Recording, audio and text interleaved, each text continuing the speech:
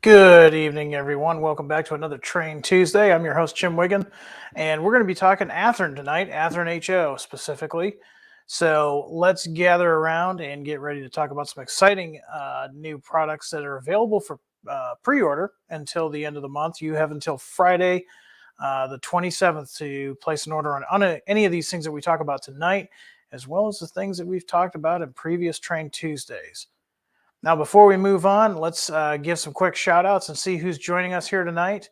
I see Amy is in the crowd, Donnie, Anthony, Joe, Frederick, Keegan, Terry, Ronald, Ibuprofen Dave, Delta 9, and Keegan. So we've got a good crowd here. I think I saw DG Model Works is here, and Mark, and J Cure, Tim, Brian, Ron, Herc, and Tim. Hey, I want to thank you all for coming on board tonight. We have got a great show lined up for you. A lot of stuff to pack into a 30-minute episode. We're going to try to do it, though. We're going to be talking about the SW1000s. And this is not just a re-release. This is going to be some exciting improvements that we've brought to the model. So we'll be talking about that. We're going to be talking about Bulkhead Flats, and we're going to be talking about some flat cars with a rather interesting load.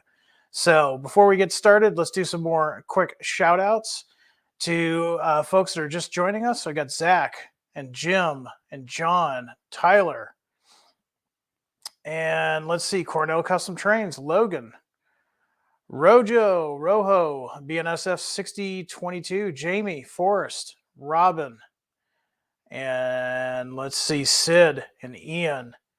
So welcome aboard. Thanks for coming on board with us tonight. Let's do what we always do. Let's go ahead and get comfortable in the workshop chair, put the hobby knife down, grab the beverage of your choice. Let's get started with what we've got this month. And I'm pretty excited by this because you guys know I love my switching layouts, and these are going to be the perfect thing for the smaller layouts or the yards in your layouts. And we're talking about the SW1000s. So a little background on these guys. The SW1000 was built by General Motors Electromotive Division between June of 1966 and October of 1972. Now, the power was provided by an EMD 645E 8-cylinder engine, which generated 1,000 horsepower, i.e. the SW1000. This locomotive was built on the same common frame as the SW1500, giving an overall length of 44 feet 8 inches. Now, over 1/3 of these SW1000 production went to the Burlington Northern Railroad. One of the curious things about the SW1000 was it was taller than previous EMD switchers, and that posed a problem for industrial customers at many facilities with tight clearances, and the SW1000 exceeded those tight clearances. As a result, most production went to railroads, not industries like the former models. 114 of these SW1000 units were built for railroads and some industrial operations in the United States. Currently, 2 EMD SW1000 units are maintained and operated by Via Rail in Canada at the Montreal Maintenance Center. So a little bit of background on these guys. So everything that we're going to be showing today, these are available for pre-order until Friday the 27th. So you've got a little over a week to place your pre-orders with your preferred dealer. So the first one I've got up here is 3609. This is a late 1990s to 2015. It's part of the Prime for Grime series. And these were originally CB&Q purchased locomotives. Now, these were incorporated into the new Burlington Northern shortly after 1970. BN then purchased their own SW1000s shortly thereafter. In 1996, that fleet was then absorbed into the BNSF roster while retaining the BN green and white paint scheme. In fact, this paint scheme pretty much lasted its entire run while working for the BNSF. Here's 3617. And again, these are Prime for Grime.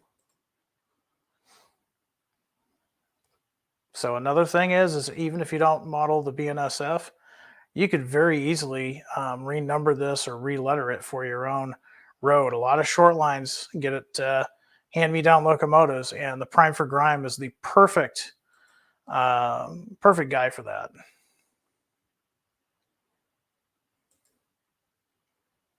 Up next is the Rio Grande. Now these represent early 1970s to early 1990s. Rio Grande purchased 10 SW1000s in two different groups. The first one in 1966 and then the second following along in 1968. The second group consisted of 3 units numbered 147 through 149. They differed from the first set in that they came equipped with roller bearing trucks and a slight variation in the striping on the front of the engines. So this release here that you see, 148, and I'll go ahead and go show you 149. This series that we're showing is representing the second group. So again, 1970s, we're talking early 1970s, all the way to the early 1990s.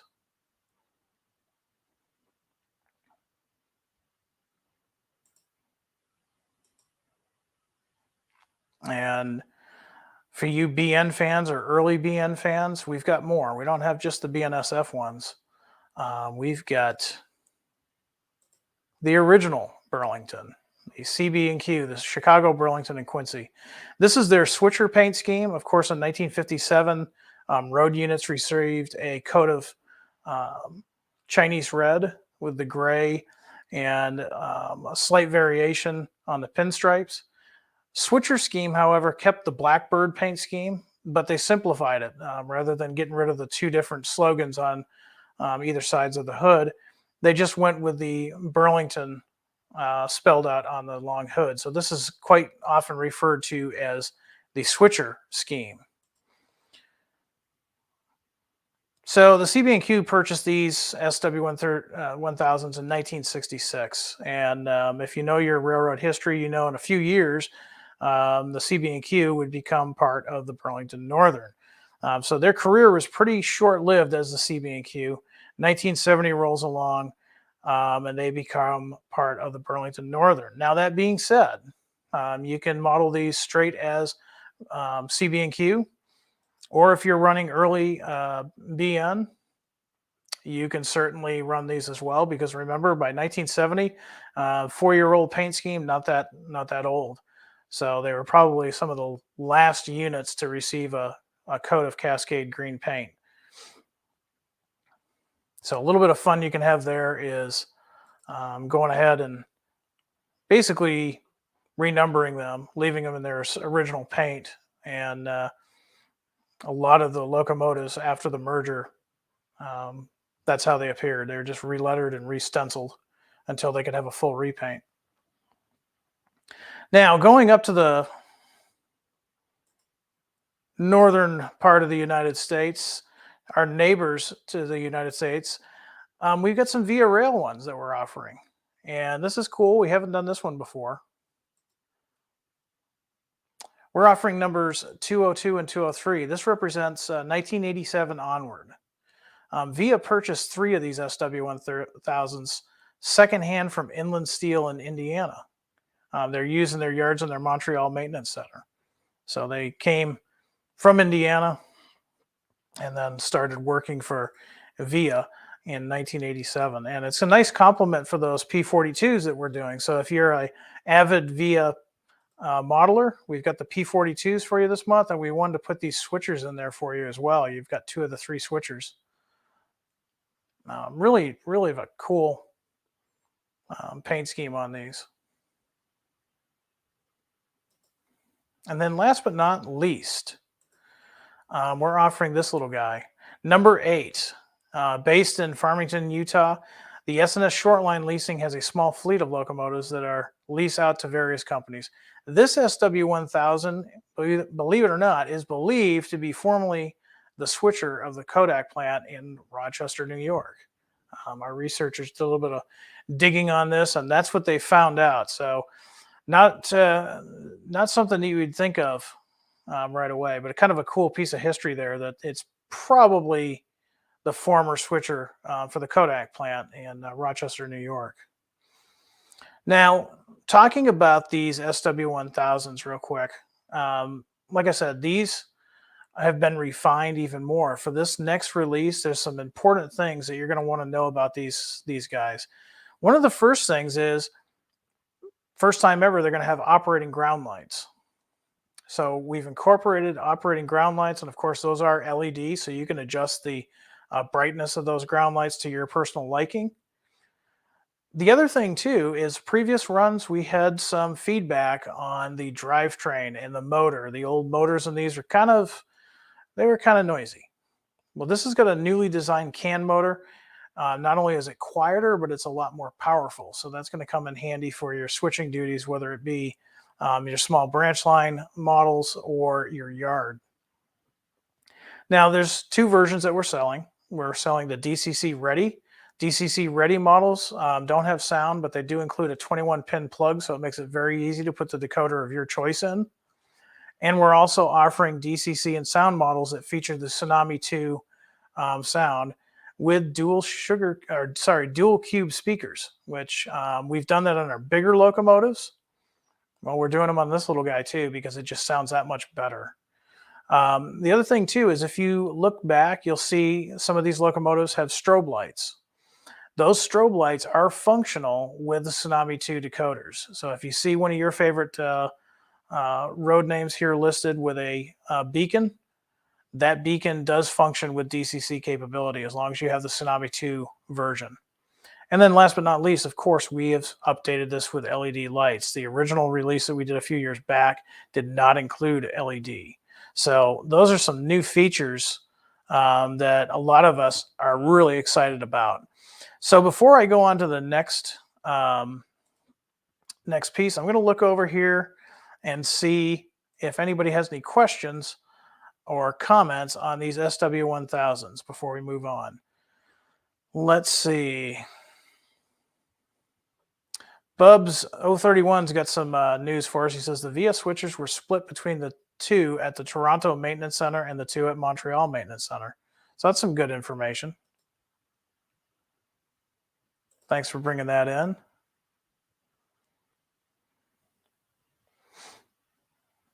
Chris wants to know, are these retooled at all better than the last run? Yeah, they had to be retooled in order for them to have sound. They've not had sound before.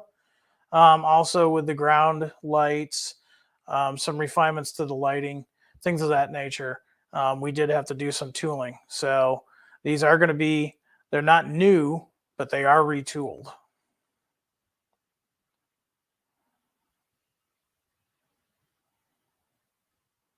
Let's see, any other questions? We have had a lot of, Taylor, we've had a lot of people say that on our social media feed. And yeah, by all means, use our product suggestion email. It is Athearn-productsuggestions@athearn.com. So that's a cool one. I'm seeing Herc's got a great, we did the NASA ones many years ago. Let's do some NASA switchers. Maybe in the future. I mean, I'd be all for that. Mark is a fellow CB&Q fan. Yeah. It's hard to beat the CB&Q. It really is. All right. Any last questions before we move on?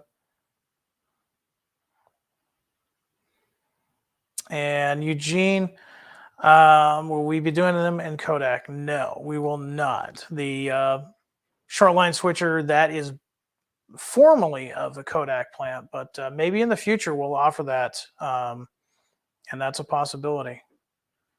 All right, so moving on, we're doing the HO scale bulkhead flats. Now we're doing these in singles, as you see here, 2 different singles. We're also doing multi-packs. Now these are great cars for any kind of railroad layout, whether it be modular, a home-based, a club-based. If you're part of the modular crowd and you like to set up at shows, these are perfect for that. And this allows you to get multiples with different road numbers. Here's Montana Rail Link. You guys have been asking for Montana Rail Link. We're offering Montana Rail Link in 2 different road numbers as sold as a single, as well as a multi-pack of 3. So you have 5 different road name options here.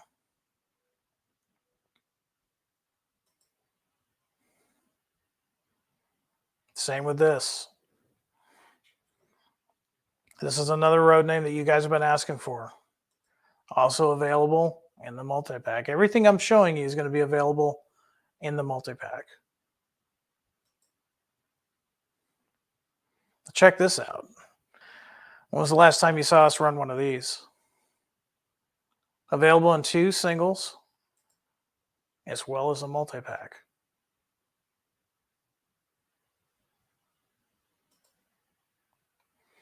You knew we were going to do SP.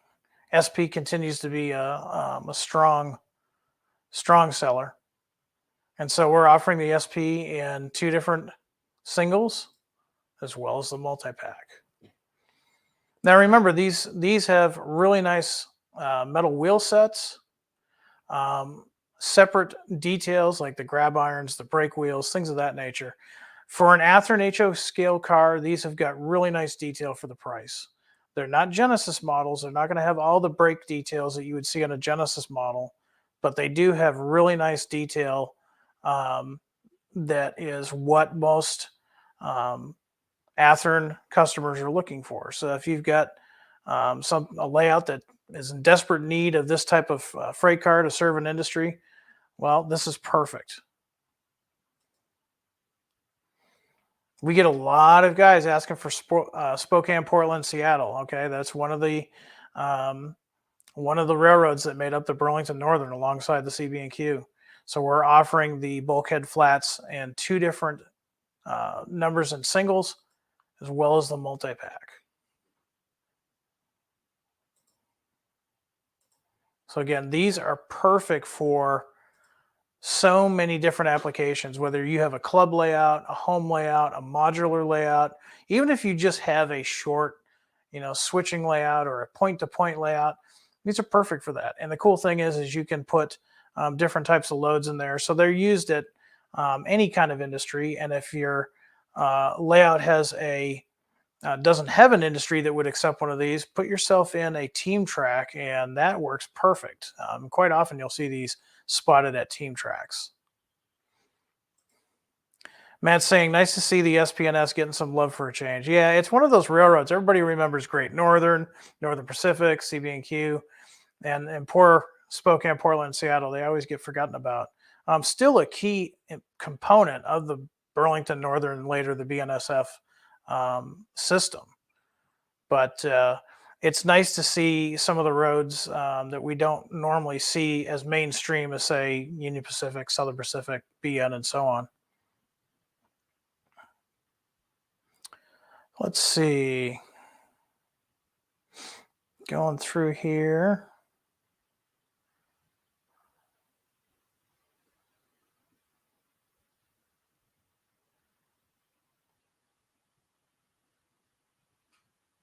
Frederick wants to know, how about loads? You offered loads before in the old Ready to Roll line.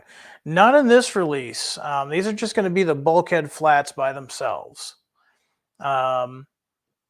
It's something we haven't offered in a while. We might look into it in the future, but no, nothing like that. All right. Any other questions?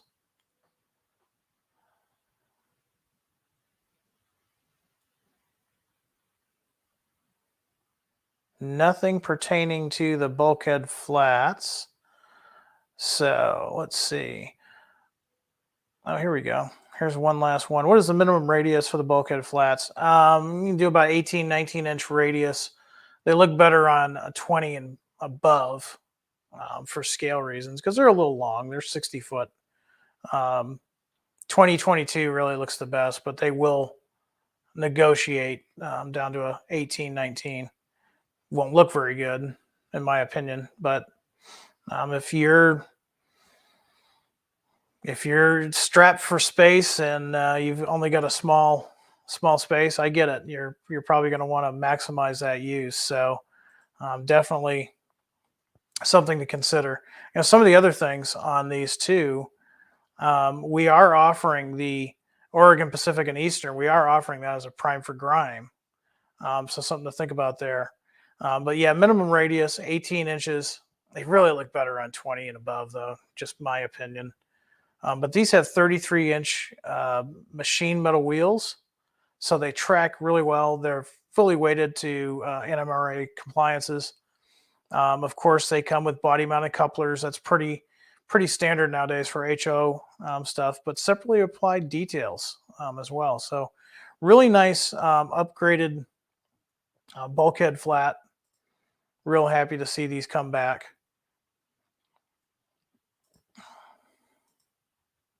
So last but not least, we got a rather interesting. This is a little bit more fanciful, but hey, let's have some fun with this. A lot of us we're really happy with doing prototype modeling.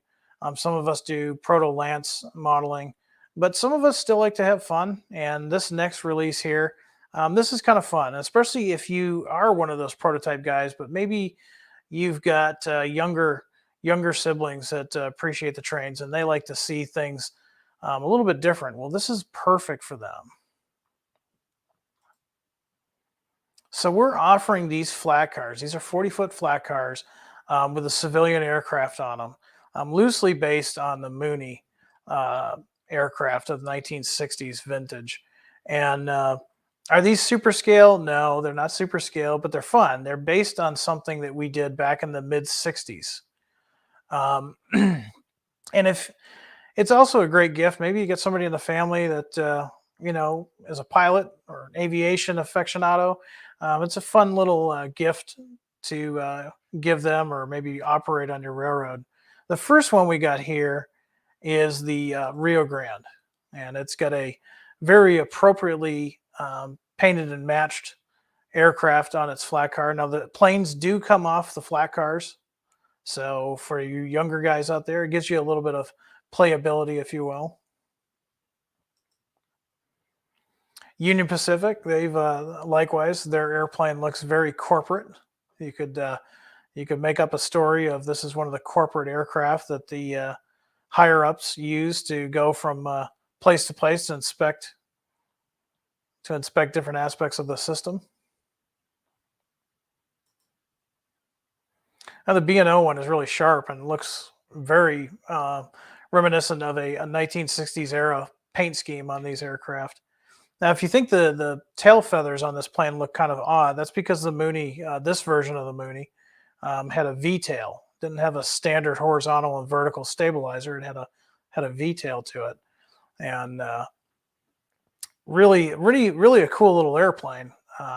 This variant, of course, is no longer made in real life, and they probably never, at least to my knowledge, ever was on a 40-foot flat car. But again, if you've got grandchildren or young children that you know you want to bring into the hobby, this is a cool way to get them going. Another thing too is if you go to a lot of modular setups at shows, crowds love this kind of stuff.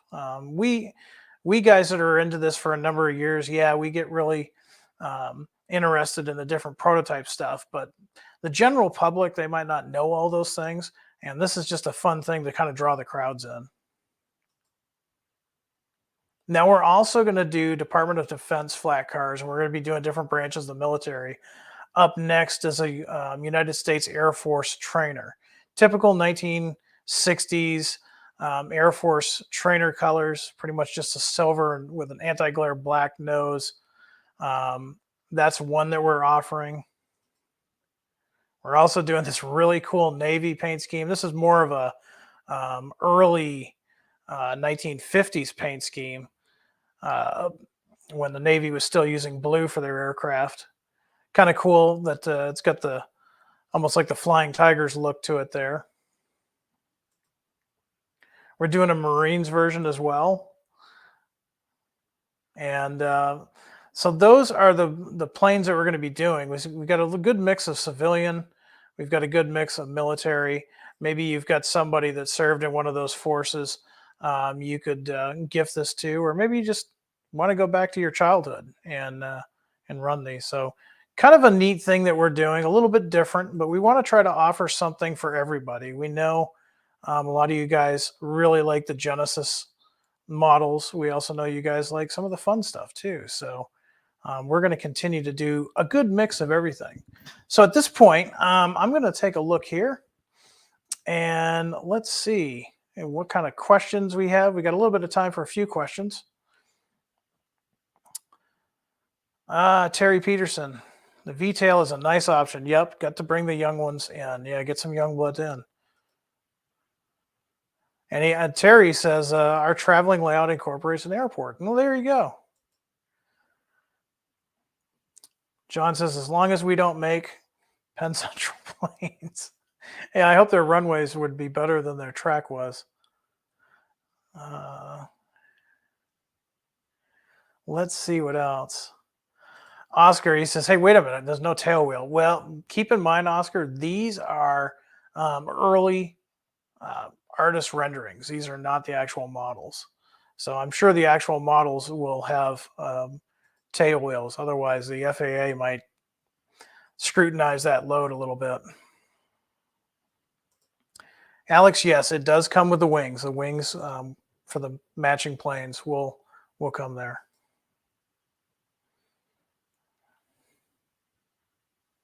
Let's see. Matt's got some pretty cool history I'm going to throw up here. I'm glad that he threw this up here. I did not know this. Matt says, fun fact, the New York Central bought a B-24 or B-25 bomber to use as a company plane after World War II. The gun turret on the bottom was actually used to make aerial photos of the railroad property. Well, that makes sense. I'm going to say probably a B-25. The B-25s ended up after the war in all kinds of services, both civilian and actually even as fire bombers in the early days. So that would be perfect for railroad to use for aerial photography.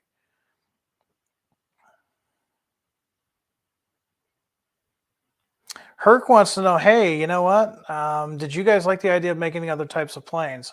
You know, funny you say that, Herc. Of course, Athearn is part of the Horizon family. If you're not familiar with Horizon, Horizon makes all sorts of really cool hobby-based products such as RC cars, RC boats, and of course, RC airplanes. Now, because of that, we have inroads to licensing. So it's a possibility in the future. If the demand is there, we might make some HO scale aircraft, whether it be civilian or maybe even military. Now, again, that does depend on licensing, but we do have some inroads in there. And so it's possible, it's very possible that we could do those. Let's see, going through here.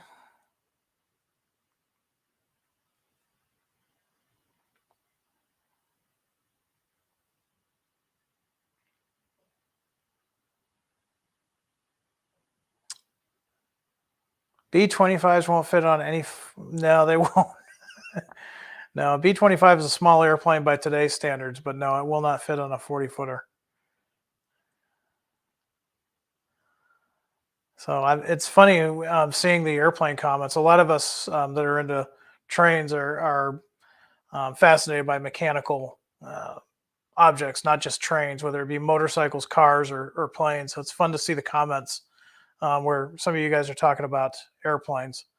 Alex, the planes will be plastic. They're not going to be metal. They're actually going to be plastic. CP Rail has its own airline at one point. Yeah, a lot of railroads did actually. Even my old Boston to Maine had a its own carrier. Maine Central was another one. A lot of railroads at one time. Eugene says, any chance for HO and N-scale Bell helicopters? I don't know. That'd be kind of cool. Are you talking like Bell as in the Hueys, like the Vietnam era Hueys? Or are you talking about the bubble type Bells? Those were kind of cool.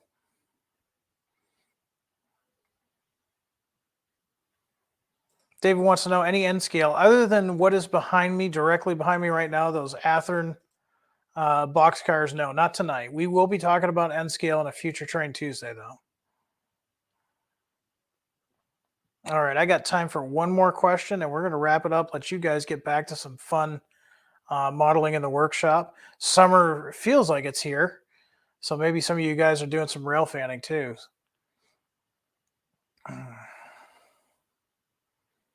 Let's see. I got time for one more. Okay, we're going to end tonight, and he's asking for Bell 47s. Yeah, the MASH helicopter. Let's see if I can grab his question. Will you make the rest of the CPSD-70 ACUs fleet, i.e. Army D-Day? Good question. Yes, we will. When? You'll have to keep an eye on our social media. You'll have to keep an eye on our social media platforms. Remember, you can find us on Facebook, Instagram, TikTok, and of course, YouTube. If you go to our YouTube channel, you can check out videos like this, as well as the Athearn Extra and our monthly announcements. While you're there, do me a favor, go ahead and like, subscribe, and hit the bell notification so you'll know when videos like this pop up, just in case you miss one of those live streams. So that's it for tonight. You have got till Friday, May 27th to place your pre-orders on any of these things that we've talked about tonight.